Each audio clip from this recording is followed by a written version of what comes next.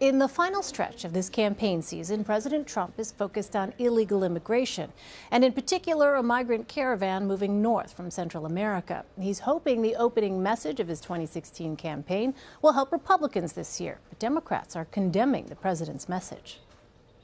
Now in 2018, they're telling you the existential threat to America is a bunch of poor refugees 1,000 miles away. They're even taking our brave troops away from their families for a political stunt at the border. And the men and women of our military deserve better than that. President Trump kept his focus on the caravan while rallying supporters in Pensacola, Florida on Saturday. And when you look at that caravan, and I'm good at building, when you look at that caravan coming up, that's not what we want. That's not for us, folks. Not for us. President Trump also issued a warning if Democrats, quote, take power this year. But if crying Chuck Schumer, you know crying Chuck, Nancy Pelosi, or the legendary genius Maxine Waters, if they take power, they will try to wipe away all that we've done and at the same time double and triple and quadruple your taxes. And we're not going to let it happen.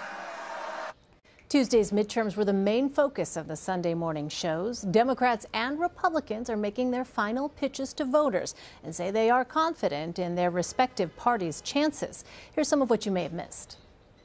My pitch is this election, people need to get out and vote.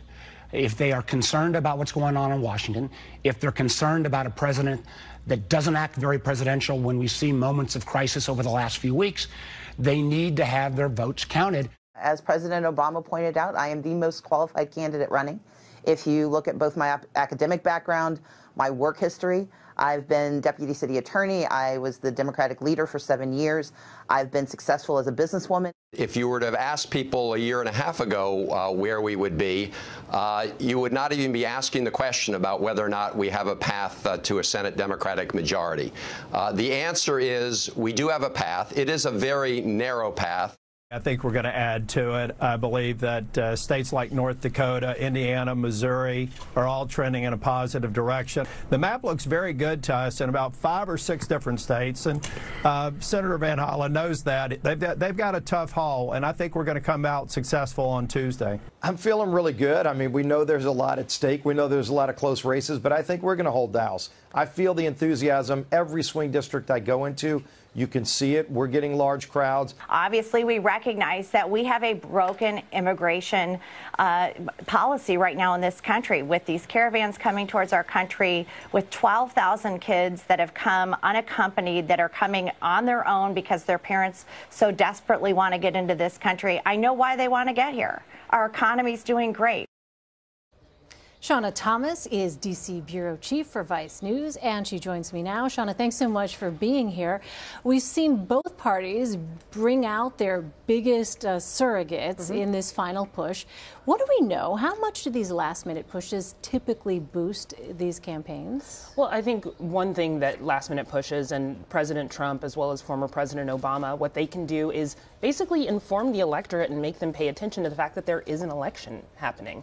Yes, we have had a huge turnout when it comes to registration. There's been really interesting early vote turnout when it comes to Florida and Texas and everything. There's still a lot of people who don't know what's on the ballot, don't know who's on the ballot, and don't know they should vote on Tuesday at this point. So what both of those men are able to do is rally people and just inform them to a certain extent. And you have, at the same time, millions of Americans who've already voted at this point.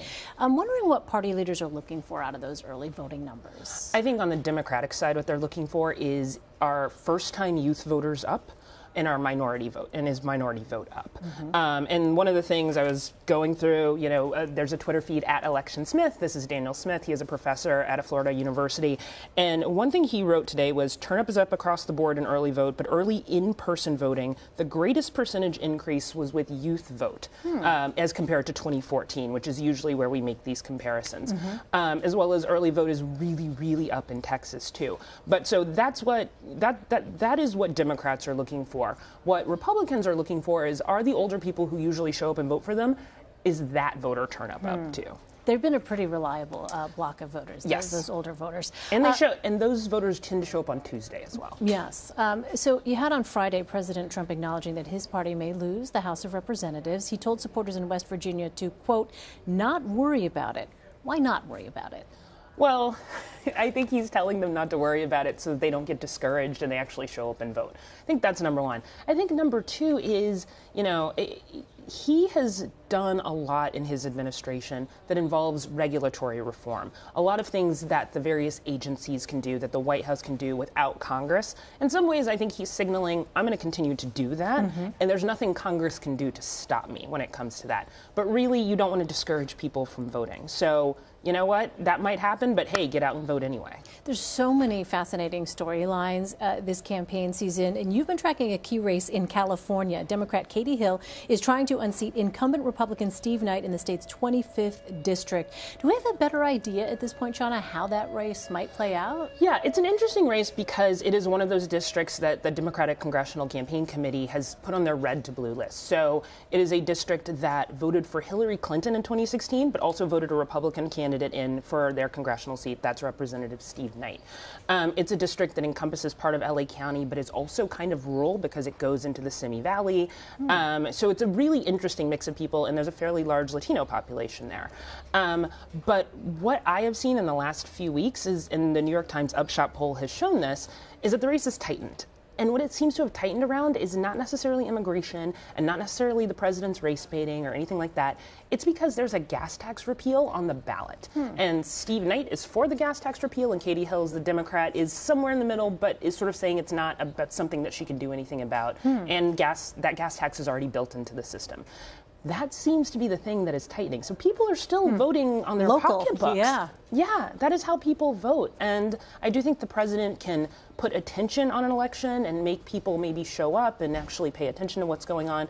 But in the end, you live 45 miles from LA, the city proper, you're out in a rural county, you may be thinking about gas tax. So I find that to be fascinating. All politics are local, even in the age of Trump. But, nevertheless, that will not stop people from interpreting whatever they want to interpret as a result. So why is that particular race so important to both parties? When you look at the demographics, for instance, you mentioned, it sounds like a place that perhaps resembles other places in this country. Exactly, it does. And I think one of the reasons it's important is that it is an interesting test for the Republican Party of whether it is possible to vote against Donald Trump, but also keep a Republican in a seat.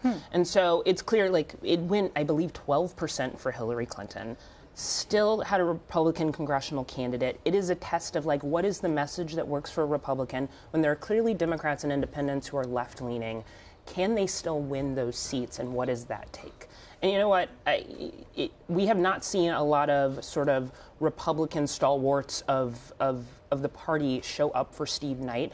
That isn't because I don't think they are willing. I think it is more that Steve Knight doesn't need them there, doesn't want them there. Interesting. Well, you saw Kevin McCarthy go and do, Kevin McCarthy, who will probably be either the next minority leader or the next Speaker of the House, go and do fundraisers for him. But we didn't really see anything public. And Steve Knight's trying to run his own campaign, make it very local. This is a test of whether that works for Republicans, even if the top of the ticket in 2020 is not someone you want to hang out in your district. All right. Well, we will be watching California's 25th district. Thanks so much, Shawna. Shawna Thomas, really appreciate your time. Thank you.